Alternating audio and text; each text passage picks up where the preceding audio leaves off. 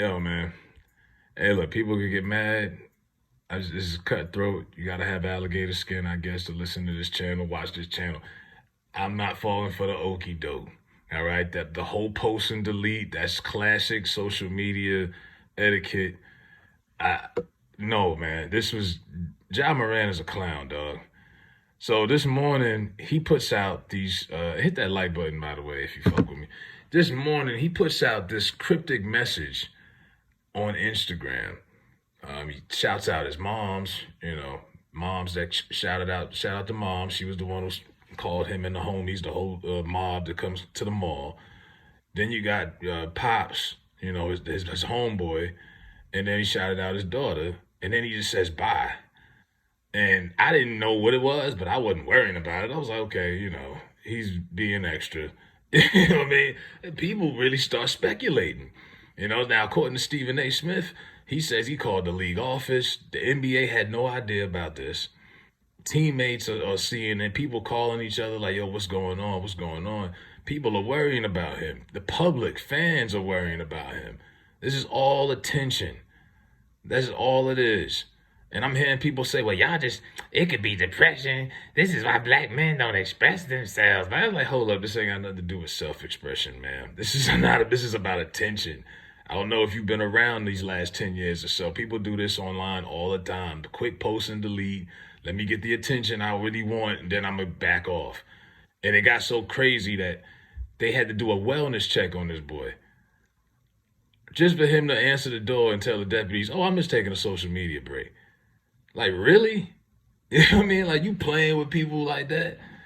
I don't know if his family knew. I mean, according to what Stephen A. and these people are saying, his family didn't even know. And he just says bye with the dot, dot, dot. I mean, you're really being dramatic.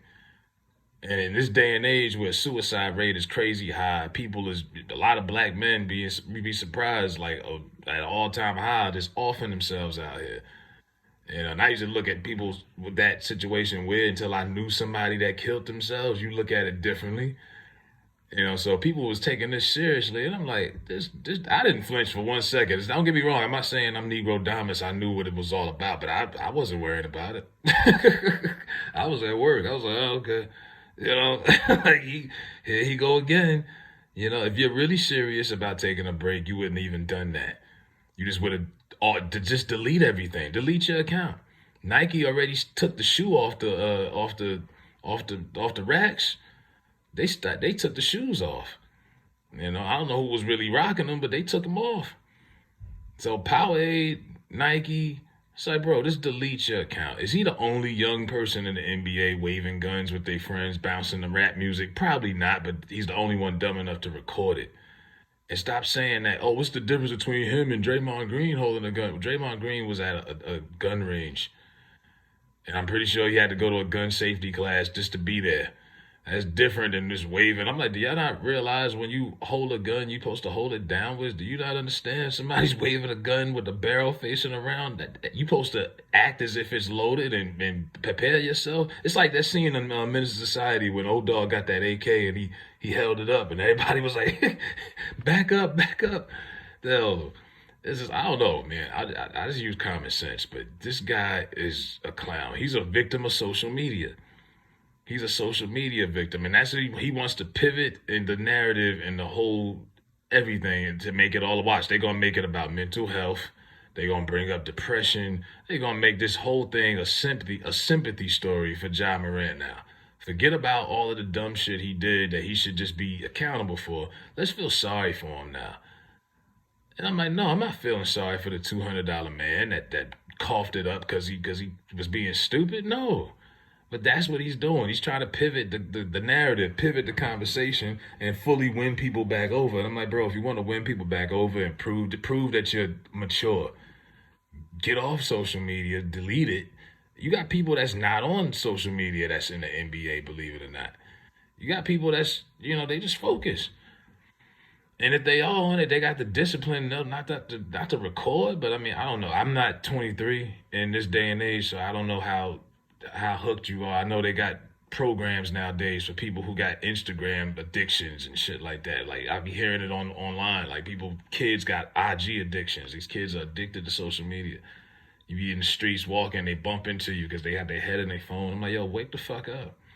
But yeah, he's a victim of this shit for real. Because you definitely like the attention. And that whole dramatic bye with the dot dot, like, stop it, man. And it's almost like Antonio Brown was noted as the first like athlete of social media, like the first victim of social media for athletes. He went on live when the Steelers was in the locker room and blasted Mike Tomlin's message. I don't think it was intentional, but he's from that show and tell, because people think social media is like show and tell. Like you have to tell everybody what you do every day. No, you don't. But people they be showing you where they work at, what their house look like, what they eating, I'm like, bro, we don't need to see all of this. Like, AB was just showing off too much. And this is before he got on that path. This is after the Vontaze Burfict hit, but this is what led down that path of just destruction. But people who like attention, they really fall in love with this social media shit. And Ja is no different. He just happens to be in the NBA. But yeah, if you thought the scent mob was out here before, the scent mob, the JJ Reddicks, the Steven Jacksons, whoever you want to throw out there that's been defending them, they definitely. I watched JJ Redick will be on First Take tomorrow talking about mental health. How much you want to bet? Bank it. Let's bet. You'll see it right now. They'll change this whole conversation from this point forward, and that's what this was. That's just my thoughts on it. But let me know what y'all think. If y'all, I'm seeing all type of hashtags. Pray for Ja. All kind of. Man, no. You gotta get up pretty damn early in the morning to pull one on me, and I wasn't feeling that. But let me know what y'all think about this boy. The fact they had to do a wellness check on this fool. You know what I mean? Like that's like the Drake Bell kid. He got high one night. Family didn't hear from him for 10 hours, and then they called a wellness check on him and reported him missing. Just to find him at like 2 in the afternoon on the side of the road in somebody's car, hunched over, high as fuck. They're like, nah, man, I'm tired of people be playing too many games like this. And you got people riled up, man. You crazy for that one. But let me know what y'all think. Hit that like button. Rocking eternally.